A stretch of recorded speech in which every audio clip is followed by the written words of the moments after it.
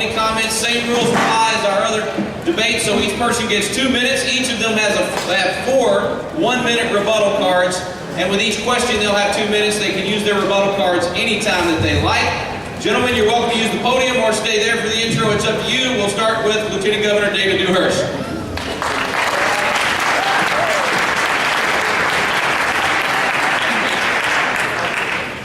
Rick, thank you. Ladies and gentlemen, thank you so much for being here. Let me start off by saying something that may surprise you, and that this primary next March isn't really about me. It's not really about these other fellows. It's about you all, what's in your best interest, and it's about the future of our children. Let me start off by saying how much I appreciate each and every one of you for hiring me about 10 years ago to help lead this state through this extraordinary past decade of economic expansion and into the future. Today, Texas is #1 in every economic category worth mentioning. And I didn't do it all by myself, but I played a large role in making sure that we created the best business climate in the country. I think it's important that we continue. You hired me to cut taxes, and I have cut taxes. I've cut taxes over 54 times for almost $16 billion. You hired me to cut local school property taxes, and I did about 6 years ago. Almost $7 billion. We cut them by a third, and I want to do that again in 2015. You hired me to oppose Obamacare, and I have, stopping the expansion of Medicaid and making Texas run the exchange. You hired me to protect our Texas elections, and I passed a tough photo voter ID bill. You hired me to help secure our border, and we have turned this into the Texas model, showing the federal government how to secure our border. Past performance is the best indicator of future performance. And if you like Texas and you like her economy, you'll like the job I'll do for you over the next 4 years of creating more jobs, growing our economy, creating more opportunities for our young people.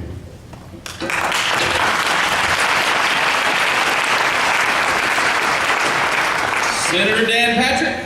Thank you, Rick. I want to congratulate the Tea Party. This is a fantastic event for great turnout. Thank you. Very quickly, let's be real clear. I'm a Christian first, a conservative second, and a Republican third. And if the Republican Party no longer stands for the Word of God and the principles of Reagan, I'll become an independent. That's what guides me. My faith and our conservative values. I've been in the Senate for 7 years total, 4 sessions. I've cast 16,000 votes roughly. I've missed, I think, 6 or 8, 650 days on the Senate floor. I missed a half a day. That was just to debate Piers Morgan on Second Amendment issues on CNN. I show up for work and I'm ready.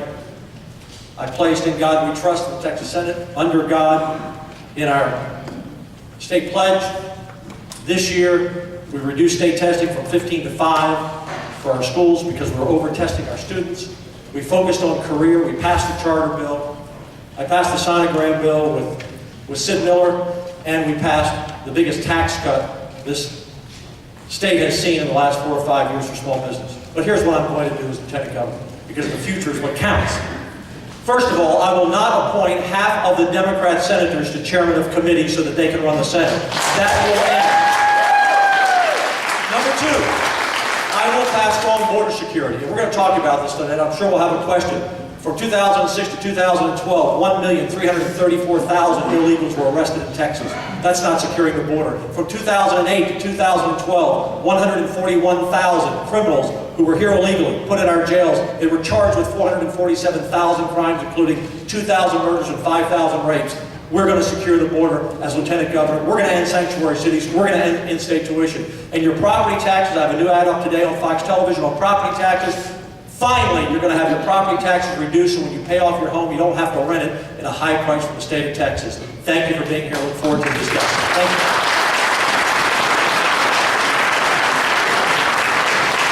All right, good evening, everybody. It's good to be here in Montgomery at the First Baptist Church. I want a quick show of hands among you. How many of y'all are Baptist? All right, how many of y'all like to fish? You know why if you go fishing you never take just one Baptist, you always take two? You take one, he's going to drink all your beer. If you take two, they ain't drinking any. Anyway, my name is Jerry Patterson. I'm your Texas Land Commissioner. I'm running for Lieutenant Governor in the 2014 primary along with these other three good gentlemen, and I'm a fighting Texas Aggie where I crammed an Army 4-year course of study. I finished in 5.5 years, graduated the top 75% of my class at A&M, and then I went into the United States Marine Corps where I served for 24 years, active in reserve, including a tour in Vietnam.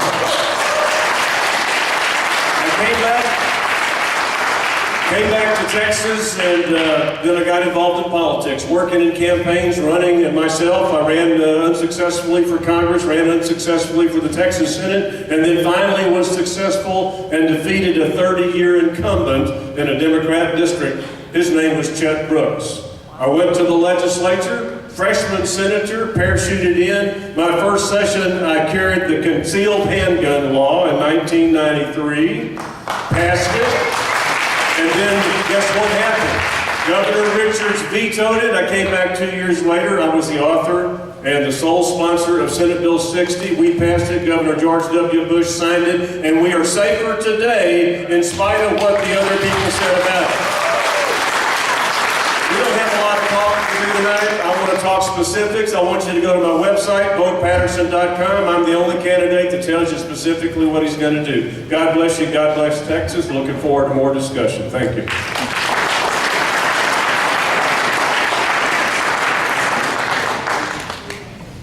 And our Commissioner of Agriculture, Todd Staples. Thank you very much, Rick. Thank you, ladies and gentlemen. It's an honor to be here with you tonight. I can't think of a better place to be to talk about the future of Texas than in the county that is home to the Lone Star flag. Anybody here tonight a little bit proud to be a Texan? I'll tell you what. You should be. We have much to be proud of. We have a great deal to be thankful for. I'm running for Lieutenant Governor because I don't want the Texas of tomorrow to look like the California or Illinois of today. I tell you, I don't want it to look like the Washington, D.C. of today either. And the reason it's not is because of what you represent here tonight. We are leading the nation in many categories, but folks, it's not because of anyone in Austin. It's because of what you represent, the hard work, the passion, the desire that you have to see Texas move forward. Now, there are others who have a different opinion. Battleground Texas is here. They're seeking to undermine the progress that we've made, but we're not going to let them, are we? And we're not because we believe in a value system that's worth fighting for. Serving in the House and as a senator for Senate District 3 here, it was an honor to be called a fighter for free enterprise, to be called a friend of the taxpayer, to be A-rated by pro-life groups, to carry the constitutional amendment defining marriages between one man and one woman. It's been an honor to fight for our value system, and I have done what I said I was going to do. I said I was going to cut taxes, and I've done that in the House and Senate to help pass tax cuts. I said I was going to stand up for the rights of private property owners. I still believe the right to own and use private property is the cornerstone of our economy, and it's something that we cannot let slip away. I said I was going to fight against an intrusive federal government and to stand up for our 10th Amendment, and I've sued Obama and his EPA over job-killing mandates. That's what we want as we move forward as a state. Stand up for our values, stand up for our beliefs. I look forward to visiting with you about those tonight. Thank you very much.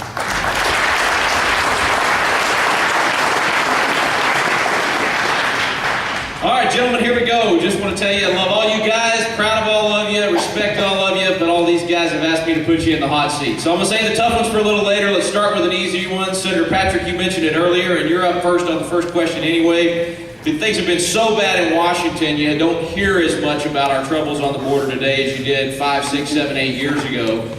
What can we do as a state since the feds are not doing their job? What specifically will you propose in your first legislative session as Lieutenant Governor to help secure the border? We have 2 minutes, is that correct? Yeah, two minutes and then you have your rebuttal card. First of all, we have to have a Lieutenant Governor that prioritizes border security. We have not had that this session, and I asked for the LBB to explain the contradictions in our budgeting this past session.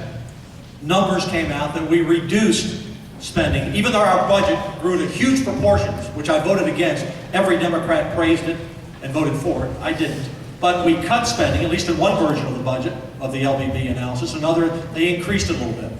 But the fact is, we have not prioritized spending on our border to help our border sheriffs. That's number one. Number two, we can use the National Guard effectively. They're limited in their powers, but we can use them effectively. Three, we have to stop the magnet of sanctuary cities and in-state tuition from coming here. As Lieutenant Governor, if we make that our number one priority, we're never going to end 100% of people coming across the border, but we can reduce the flow of criminals across the border and those coming here to live off of your taxes. Let's be very clear about something once again. The numbers I gave you underscore we are under invasion.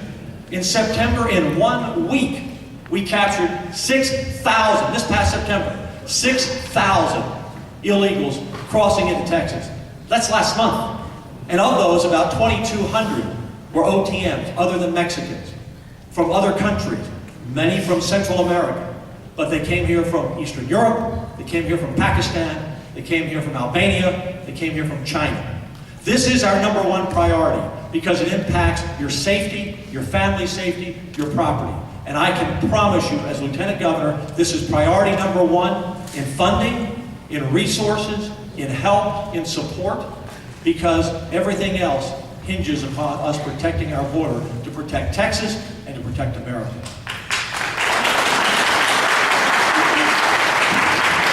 Now, Commissioner, since you jumped into your Baptist fishing joke before I could introduce you, and I introduced the other three. So, our Land Commissioner, Jerry Patterson. There we go. All right, thank you very much. I'm just eager. I can't help it if I'm eager. Well, I have to tell you, this is a very complex issue. It's a federal issue primarily. There are things we can do as a state. We can act collectively as states to force the federal government to do something. I would ask you to go to votepatterson.com, go to issues, and look at my very detailed narrative about what I propose to do for immigration. I also have a history of what has happened before. One of the things we have to do, it's going to require some kind of clarification of the 14th Amendment, but we are one of the few developed nations in the world that has unconditional birthright citizenship. That should not be the case. We need to revise our 14th Amendment. The 14th Amendment was about slavery. It was not about citizenship for those who cross our borders illegally. We also need to look at the things that we can do that are smart, and one of the things we can do, and I'm proud that I was the only elected official to stand up in the convention last summer in June of 2012 and speak in favor of the Texas solution that was overwhelmingly adopted by the Republican Party delegates as part of our platform plan. It calls for something that we all four agree on. We've been in these debates about 8 times. We all agree you can't deport 12 million people.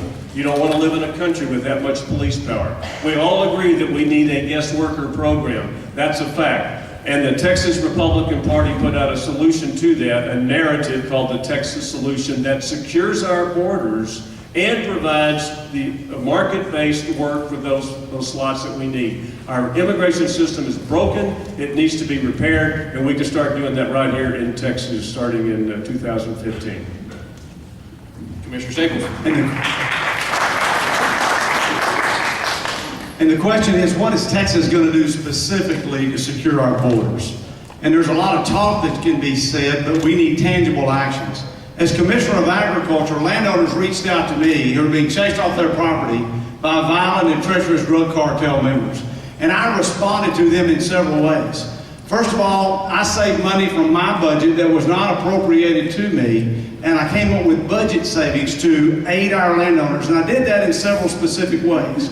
One end, I retained the services of 2 retired generals who did a strategic military assessment of our border because our president came to El Paso and said the border is safer than ever. Don't you feel better knowing that? I carried these generals to Washington. They were attacked in a congressional subcommittee hearing by liberals who didn't want to face up to the facts that we have a very dangerous and violent and porous border. I took budget savings from my budget, gave grants to the Department of Public Safety to use in Operation Drawbridge. Operation Drawbridge takes game cameras, I know you know what those are, equips them with cell phones, and it takes images along the border and then sends those images back to the Fusion Center in Austin. Ladies and gentlemen, in about 18 months, with just a few hundred cameras, Operation Drawbridge was responsible for apprehending over 16,000 people and 35 tons of narcotics.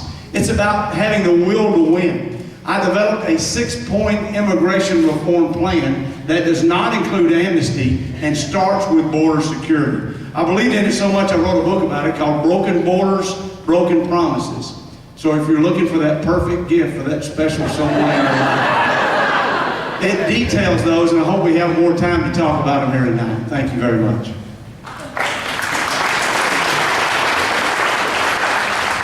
Governor Dewhurst. Yes, sir. Thank you. I think everybody in this room is going to agree that for years the federal government has done a horrible job in securing our southern border. For years I've been calling on tripling the size of our Border Patrol. We've got over twice as many police officers in New York City than we have on our border. Our border is porous. We've got a huge problem with illegal immigration, dangerous drug trafficking, and transnational gangs which are coming in and human trafficking. I oppose in-state tuition for illegal immigrants, and I oppose a pathway to citizenship. In 2015, I'll move to repeal that legislation. Now, I don't know where Dan's been, but since 2008, I have been working to secure our border by creating a Texas model. I've appropriated almost $800 million since 2008 in order to secure our border, fill the holes, your money and mine, Texas tax dollars. Just this biennium alone, we have increased our funding $120 million. So we're spending $120 million more on border security than we've spent in the past. I've asked the DPS to mount surge operations. We just had a massive surge operation between September 15th and approximately October 3rd or 4th, in which we massed DPS and we shut down the whole Rio Grande Valley from all four: illegal immigration, drugs, and the human trafficking. It can be done. That's why I'm working with the DPS. I've talked to the director each day over the last several days to mount more surge operations, see what the cost is. But we've got to show the federal government we know how to do it. Here's the Texas model. We need to go do this and shut the border down. Thank you.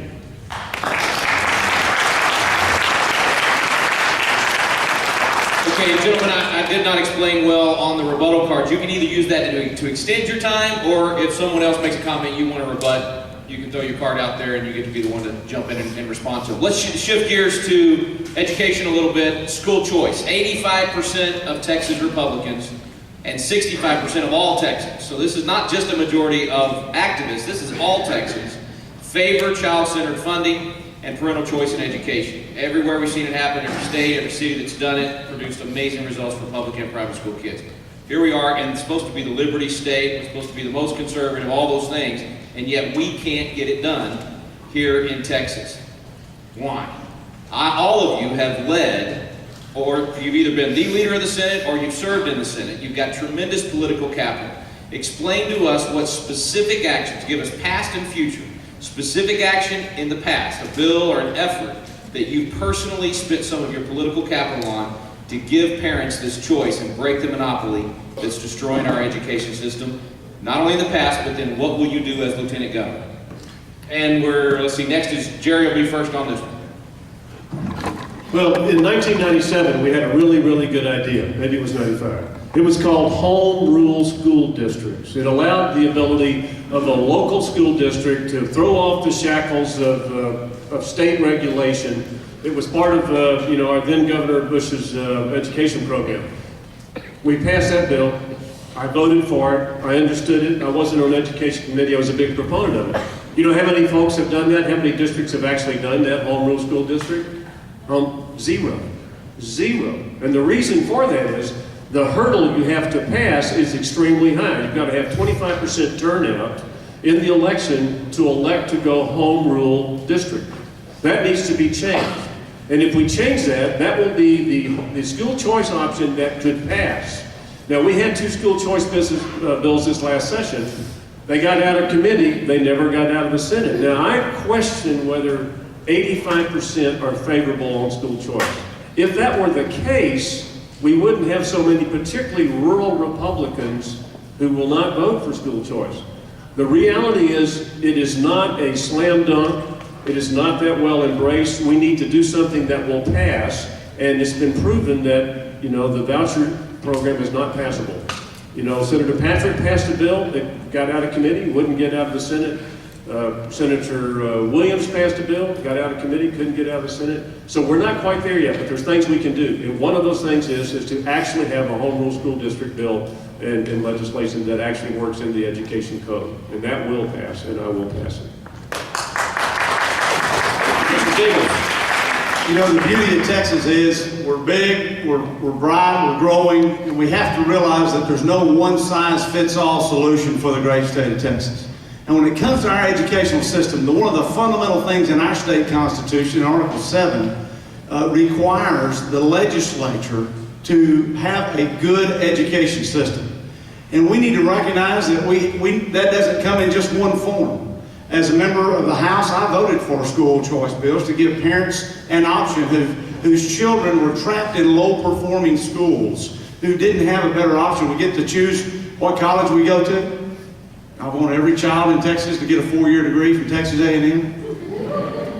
Guess that's why my son went to UT, and I'm still going to counseling over his decision that he made. Choice and opportunity helps us all. We want a quality public school system, but also an accountable public school system. And those issues do not have to be mutually independent today. We need charter schools so we can have innovation and capture the imagination of our school children today. We cannot have a system where 50% of the kids that graduate from high school that go on to community college need remedial training in reading and in math.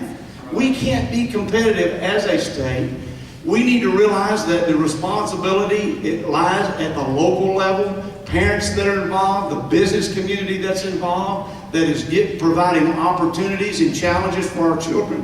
I think we're moving toward that, and one example is Louisiana and New Orleans that is having some great success from giving parents choices and getting involved in their kids' lives. Our problem today is we have too many parents that send kids to school and have nothing to do with them. That needs to change. We need to have a system that draws them in and puts that responsibility to the parents and engages them in that process. Governor Dewhurst. In Tampa, this past August at the Republican National Committee, in speaking to the Texas delegates, if you were there, you remember my saying a number of things that I wanted to do, and one of those was to give parents more choice on where their children go to school. I happen to believe that if parents have choice, children have a chance. Those aren't words. I mean, they're not words to me. In the early 1990s, we had a school district over in San Antonio by the name of Edgewood that was perennially failing. And so a number of business folks and I each reached in our pocket and we paid for a number of vouchers. And these were for children caught in failing schools, gangs in which little girls were being terrorized. And so I paid for a number of different scholarships. And over the years, these children, their education soared, but Edgewood felt competition. I see opportunity scholarships, I see vouchers as the ultimate safety valve to make sure that our school districts do what they're supposed to do. This year we passed out of the Senate, right, Dan, a parental trigger, so that if the school's failing, repeatedly failing, the parents can fire the teachers and bring in a high-performing school. Unfortunately, the House didn't pass it. This year we brought over from Florida, and I hosted for breakfast Jeb Bush, and we talked about having tax credits for students to have a program so that we can, if kids are trapped in failing schools. This past year, we had 315 schools that representing we had 531 schools representing 315,000 kids who were failing. That can't continue. And in 2015, I want to come back and start breaking even more arms. I hope we've got some more good conservatives who will help us pass. Senator Patrick. I'm more comfortable standing. Let me share with you, you're looking to elect the lieutenant governor who's going to get the job done. I did pass several school choice bills out of session as chairman of education. We were within 1 or 2 votes of passing those bills out. That's where a lieutenant governor stands up and gets you that vote. And it didn't happen. I didn't have any help to get over the hump to get that last vote or 2. Many of you know about the 21 vote rule. You have to have 21 votes to bring a bill to the floor. There are only 19 Republicans. So you have to have 1 or 2 Democrats. I had one, Eddie Lucio from the Valley, but I needed another. And I needed a few Republicans. And we were short of those votes. Now, when we went to special session 3 times, we don't use the 21 vote rule. We only need 16 votes. School choice was not on the call, and the lieutenant governor did not encourage it to be on the call. If you really wanted to pass school choice, in the special session we only needed 16. It didn't happen. School choice we have. If you're rich enough, you send your children to a private school. If you're mobile enough, you move to the suburbs. But if you're a poor single mom in the inner city, and you're in one of those 532 failing schools, you have no choice. If this party is ever going to reach out to Hispanics and African Americans and get them to vote Republican, we have to win on this issue because they do support this issue. We had 2 busloads of African Americans come to our education committee to support our school choice bills. One grandfather said, "I'm offended that I have to come here and ask your permission where I can send my grandson to school." And he had a right to be offended. School choice is not only the right thing for that student, it is the right thing for our state. And until we bring competition to our schools, we will never break the barrier of poverty, where we have 50% of our inner city students dropping out of school because they do not go to good quality schools. I will pass school choice. It is a #1 priority with border security, and I will get it done. Thank you very much.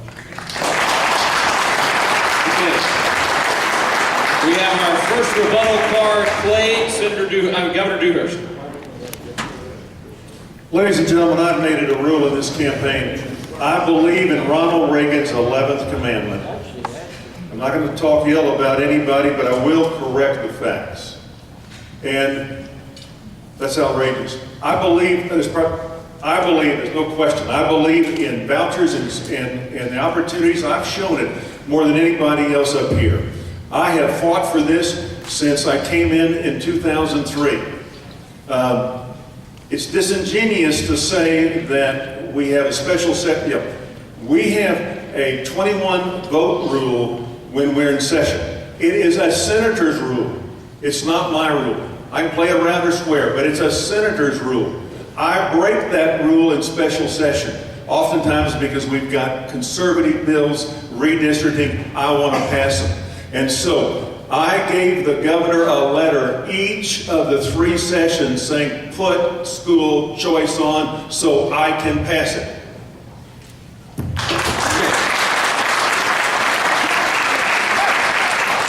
This one is too important to leave this quickly, but since it's been mentioned a couple of times, we'll come back and have one more question on school choice, but since it's been mentioned, the blocker bill. Help us understand, is that the lieutenant governor's decision, or is that the decision of the body? And will you guys, my understanding in math is that 16 of 31 is a majority. All of our founding fathers believed in majority rule, and they were against filibuster because they thought that it allowed for the minority to have a veto over the majority. So can you prevent the blocker bill as the lieutenant governor, and which one of you will do that? And I believe it's Todd's turn to go first. The rules of the Senate are the responsibility of the members of the Senate. The members of the Senate adopt the rules before every legislative session. They have a debate on how they're going to do that, and that's the way the rules of the Senate work. The lieutenant governor can influence that process. The lieutenant governor has staff that works on that process and gives that information to the senators, but ultimately the senators get to vote. And we have had in Texas for 100 years the 2/3 rule, which says before a bill can come up for consideration during a regular session, that's one of the rules really are, that 2/3 of the legislature of the Senate has to approve that to happen. And what has happened is that we have a liberal minority that is voted in bloc to block good conservative legislation. As Lieutenant Governor, I want to advocate that we eliminate or reduce that 2/3 rule so that we can get legislation moving. I do not want to see a liberal minority blocking a conservative agenda in Texas, and I don't think Texas taxpayers want that either. We also know that Senator Ted Cruz has used the rules pretty effectively in Washington to slow the process down. So as Lieutenant Governor, I think Texas taxpayers want a no excuses Lieutenant Governor. You don't really care what those rules are. You want a conservative agenda passed, and that's why I'm running for Lieutenant Governor, is to make certain that when I come back here to Montgomery County after the session, that we're talking about how we got this legislation passed. When we meet before the legislative session, we identify specific conservative policies that you want to see passed. Then I'll be talking to the Republican caucus. I've chaired the Republican caucus in the Senate, and we will get a strategy to make certain we get the business of Texas done. Let's go back this way this time. Commissioner Patterson. I was elected to the Senate in 1993. I was the 12th Republican out of 31, and we kind of liked that 2/3 rule because we were able to kill a lot of liberal legislation that the Democrats wanted to pass. Then came back 2 years later. I'm carrying the Texas concealed handgun law. I need 21 votes. I only got 20. Then I decided I didn't like that 2/3 rule. So what I'm saying is it cuts both ways. But at that time, I decided when I was trying to get to 21 votes for the concealed handgun law that I passed and Governor Bush signed, that we need to reduce that number. And the number that I thought was 19, which I think is kind of a consensus among that. We need some process to queue up bills to go to the floor. Because in the House they have a calendars committee which meets in secret, looks at all the bills that have passed out of committee that are eligible to go to the floor and picks them. That's not a very transparent process. So when you've got 1,000 bills, you can only talk about, maybe 30 in one legislative day, and you meet every other year, and you've got about 5,000 bills that are introduced. You have to have some way of eliminating some from ever making it to the floor. 2/3 rule is 2/3 too many. The 60% rule, similar to what is in the United States Congress, and the cloture rule would work well, and I think that's something we do. And it's really not necessarily about partisan things. Frequently, there's a bill that finally passes after about 4 sessions that nobody really was opposed to. It's a housekeeping, it's a bill that's unrelated to things that we really get partisan about, and it just takes up too much time coming back session after session. So I support 60%. Senator Patrick. For those of you who have listened to me on the radio, and some of you here have over the years, we're in my Senate district, you know that I've been fighting on this issue before I got into the Senate. The 21 vote rule is what is stopping our conservative majority from passing the bills that you want passed. On the first day in the Senate in 2007, and the senators do meet in the back room, we have a caucus of the whole and we vote on the rules. And on that first day I stood up and I said, I want to vote out on the Senate floor on this 21 vote rule. And they said, no, Senator, you don't understand. We keep that vote in here. I went out on the Senate floor, and I had a senator come over to me and say, Senator, freshmen don't speak on the first day. And I said, I might be a freshman, but the constituents that I represent have just as much right to be heard as your constituents. And so I stood on the Senate floor, and I forced a public vote, and I lost 30-1. But I began the conversation, and today there are 10 votes. We only need 16. If I'm blessed to get your support and win this race on this issue, which I've been leading on since I was elected, I will sit down with our Republican caucus. There will be 20 because Wendy Davis will be gone. We'll have a Republican next year. I will talk to our Republican senators, and I will try my best to persuade them to change that rule to 19, which is what I've been calling for, because it matches the 60% cloture vote in the U.S. Senate. I don't know where I have more cards here. I'm sorry, I'm looking out there on you guys. 20 seconds. 20 seconds. And if I fail, meaning we need one Democrat on every bill, then I can assure you as Lieutenant Governor, I will get that one Democrat on every bill that you want passed. And if we don't, then I will go to the governor, we'll put that on the special session, and we'll pass it with 16. We're going to get the job done as Lieutenant Governor. Governor Dewhurst. And Governor, just so I can verify, if you would include this in your answer, if you guys could verify. So you're saying that the vote, if 16 Republicans would vote to get rid of it, it's gone. Correct. So we've actually got at least 3 Republicans that are voting. Well, 16 members. Right, but I'm saying we have enough Republicans to get rid of it, but we just don't have 16 of them willing to vote to get rid of it so that the Democrats can stop controlling the vote. Okay, so Governor Dewhurst. I've said before I was elected, we can do it square around. I'm fine. I'm used to simple majority rules. There are only 2 organizations that I'm aware of in the country that don't have a simple majority rule. And that's the Texas Senate and the United States Senate on 60 votes to be able to stop a bill. This is a senator's rule. This is one of these bills that I've historically been a little sensitive about getting involved in. But what I have seen, when I came in 2003 through certainly 2009, maybe 2011, we've seen the bill's purpose was to make people come together.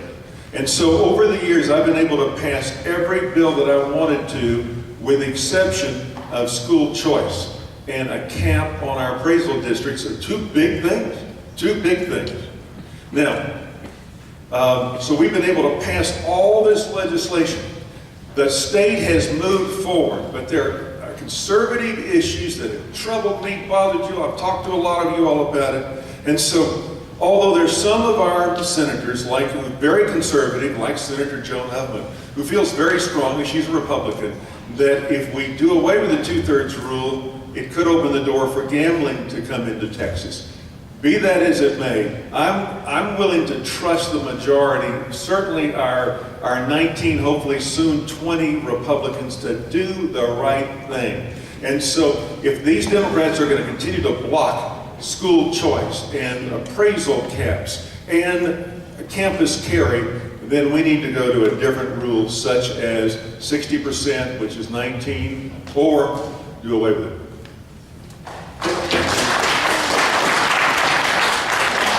Okay, I'm going to ask you guys to do 1 minute on this particular question, since it's a follow-up on the school choice question. So just to verify, Commissioner Patterson, 85%, that number, I'm not making that up. That is the Republican Party referendum that was done just last year in the Republican primary. So Republican voters, this is not a poll, this is the voters in the Republican Party. 85% said they want it. So I'm with you, asking the question, why can't we get it through if that's the case? Why is it that we don't have school choice? What specifically will you guys do? You all 4 just said you're for it. So what will you do to make this happen in the next session? And let's see, I think it's Governor Dewhurst's turn to go first. And we're going to do 1 minute this time, guys. Campaign and push conservatives who believe in choice. That's important. We've got some fine members, mainly from rural